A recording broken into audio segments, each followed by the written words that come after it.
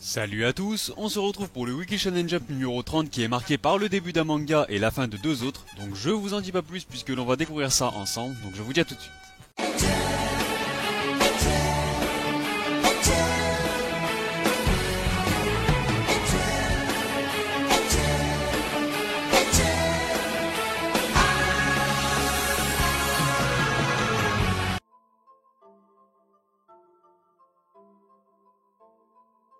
Comme d'habitude, on commence avec la partie hors classement. La couverture revient donc comme prévu à la nouvelle série au titre à rallonge que je raccourcirai par Tanaka Saiji. Elle profite bien entendu de quelques pages couleurs afin de marquer convenablement ses débuts. A noter qu'il s'agit d'une nouveauté signée Keiji Amatsuka qui sera dans le style agent secret il me semble. Les autres pages couleurs reviennent quant à elles à We Never Learn, à High et à Jujutsu Kaisen. Les nouveautés Momiji no Kisetsu et Invade You intégreront le classement dans respectivement une et deux semaines, donc il reste peu de temps. Sekikuso no Tsunan n'est comme d'habitude pas convié au classement, tout comme les deux mangas qui prennent fin cette semaine. L'un d'eux est sans grande surprise Ziga Ziga après seulement 14 petits chapitres, soit l'équivalent de 2 tomes.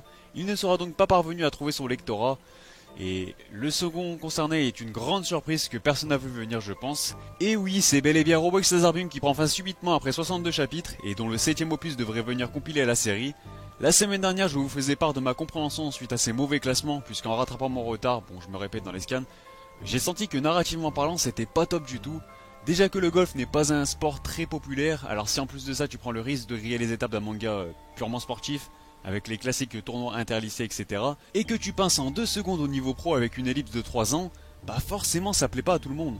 Donc pour moi ces mauvais classements étaient purement justifiés. Par contre là où sa fin me surprend, c'est que les ventes du manga étaient largement convenables pour une série aussi récente. On parle d'un manga qui parvenait plus ou moins facilement aux 100K à chaque tome. Récemment ça a décliné mais quand même il assurait de bonnes ventes à la Shueisha et donc voilà c'était un bon manga pour le Jump quoi. En tout cas bien plus que certaines séries et même plus que Dr Stone en termes de vente. Alors il se peut qu'il s'agisse d'une fin voulue par l'auteur, je ne sais pas, mais en tout cas cela me semble quand même assez prématuré et s'il s'avère être un choix éditorial, cela reste pour moi incompréhensible. J'oublie pas de mentionner la présence du chapitre spécial Watashi no Hero Academia. Et sinon au niveau des absents, on retrouve One Piece qui est parti rejoindre Hunter x Hunter et World Trigger le temps d'une semaine. On passe maintenant au classement qui est composé de 11 mangas, soit 3 de moins que la semaine passée suite aux 2 fins et à la pause de One Piece. Et c'est donc Yuna de la passion Yuragi qui en pâtit et qui goûte à la dernière place après avoir réalisé une chute de 5 étages. Il est devancé par Gintama qui remonte de 2 pions même s'il figure cette fois-ci à l'avant-dernière position du sommaire. Même histoire pour Noah's Note qui vient quant à lui clôturer le trio de fin et semble avoir du mal à réellement convaincre les lecteurs. C'est également la même musique pour Inomaru Sumo qui apparaît quant à lui au 8ème rang. My Hero Academia reste fermement accroché à sa 7ème position et donc au milieu du sommaire, ce qui devrait encore une fois déplaire à ses fans. Black Clover regagne le classement régulier après avoir profité de la couverture et de quelques pages couleurs dans le dernier numéro. Les volleyeurs d'IQ sont également de retour en faisant un poil mieux avec un joli top 5 et je vous rappelle que le manga avait bénéficié d'une petite page couleur la semaine dernière. Food Wars repart de l'avant en progressant de 5 rangs qui le hisse ainsi jusqu'au pied du podium. Sur ce fameux podium on y retrouve toujours un habitué, à savoir The Promised Neverland qui délaisse malgré tout son trône en reculant de 2 pions. Dr Stone est également de retour pour s'emparer de la médaille d'argent suite à sa petite page couleur dans le numéro précédent. Et enfin, l'héros d'or de la nuit n'aura pas laissé son trône bien longtemps puisqu'il le récupère aussitôt après l'avoir perdu en remontant de 2 échelons. Et on enchaîne avec les informations concernant le Jump numéro 31. La couverture reviendra à la nouveauté Alisto Teiyo qui profitera également de quelques pages couleurs, tout comme Tanaka Saiji pour son second chapitre et Gintama. A noter qu'il y aura la présence du chapitre spécial Black Clover SD, Astakun Maotei et Noemichi. Et ils vont casser les couilles avec leur titre imprononçable encore. Sur ce, place à la rubrique actualité. On va commencer avec la grosse news de la semaine même si le manga n'est plus aujourd'hui publié dans le Jump. La partie Golden White de JoJo's l'avait été à l'époque, donc on va dire que c'est pas vraiment hors sujet. Mais sachez que son anime a enfin été annoncé officiellement par Hirohiko Araki en personne. Ce dernier est d'ailleurs déjà prévu pour octobre 2018. On a également droit à un nouveau visuel de l'anime d'Inomaru Sumo qui est lui aussi prévu pour octobre 2018. Ce sera donc Atsushi Abe qui incarnera le personnage d'Inomaru. Comme à chaque saison, Charapedia a réalisé un sondage en demandant à 10 000 japonais quel était l'anime qu'ils attendaient le plus pour cet été. Et sachez que l'on peut retrouver l'anime de Gintama à la seconde place de ce top.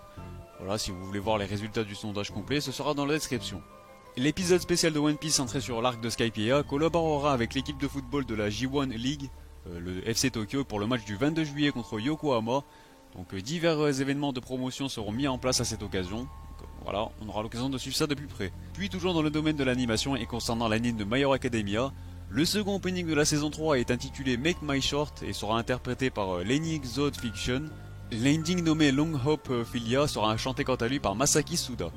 Un tome 0 a d'ailleurs été annoncé, il fera office de guidebook au film, avec notamment l'affiche des persos, des descriptions et d'autres bonus comme une interview croisée entre Kohei Horikoshi, l'auteur de My Hero Academia, et un certain Eiichiro Oda, l'auteur de One Piece, donc je pense que ça fait un petit bonus bien sympathique pour les fans. On a également des nouvelles de Yoshiro Togashi, et je vous calme tout de suite, il ne s'agit pas d'un retour daté de Hunter x Hunter, mais juste d'un petit fanart dessiné par Yatus One. Mis à part ça, AQ fera la couverture du prochain Jump Giga prévu cet été, et il a également eu droit à un poster collaboratif avec l'association japonaise Hunter Height. Puis pour clore cette rubrique, voici la couverture du premier opus de Jujutsu Kaisen. Concernant Kingdom, je vous partage tout simplement le Twitter des éditions Meian qu'ils viennent tout récemment de créer, et je compte sur vous pour leur montrer votre soutien en allant les follow en masse. Puis comme d'habitude pour conclure on passe au Top Oricon. Il s'agit des ventes de la semaine du 11 au 17 juin 2018 au Japon. On commence avec le 11e opus de l'Hérodeur de la Nuit qui affiche un score de 22 000 copies vendues, permettant ainsi à son compteur de se rapprocher de la barre des 150K pour sa deuxième semaine de vente. Il a cependant cédé 32 places et il figure donc à la 38e. 13e rang de perdu pour le 73e opus de Gintama qui apparaît donc au 18e, mais il a quant à lui d'ores et déjà franchi le cap des 150 000 unités avec ses 34 de cette semaine. Il cède 4 rangs mais on le retrouve toujours à une 6e position bien confortable dans le top 10. The Promised Neverland et son 9e tome ont déjà franchi le cap des 300K bien aisément en ajoutant les 66 000 unités de cette semaine. Encore une fois, c'est une superbe performance. Que c'est dur de détrôner le 89e tome de One Piece qui reste tranquillement sur son trône suite à ses 230K vendus cette semaine. Son compteur se rapproche petit à petit des 2 millions de copies vendues, voilà, comme d'habitude, c'est incroyable. Sur ce, la vidéo est terminée, n'hésitez pas à réagir sur celle-ci et sur le classement dans les commentaires. N'oubliez pas le petit like si vous voulez soutenir la chaîne ou si vous aimez la vidéo tout simplement. Et de vous abonner si ce n'est pas déjà fait pour ne pas manquer les prochains classements. D'ailleurs, on vient tout juste d'atteindre les 2900 abonnés, donc merci à tous. Il reste donc une petite dernière ligne droite pour les 3K. J'ai d'ailleurs déjà monté ma vidéo spéciale pour l'occasion, donc si vous voulez la voir rapidement, je compte sur vous pour partager la chaîne en masse. Voilà, et comme d'habitude, moi je vous dis, on se reverra.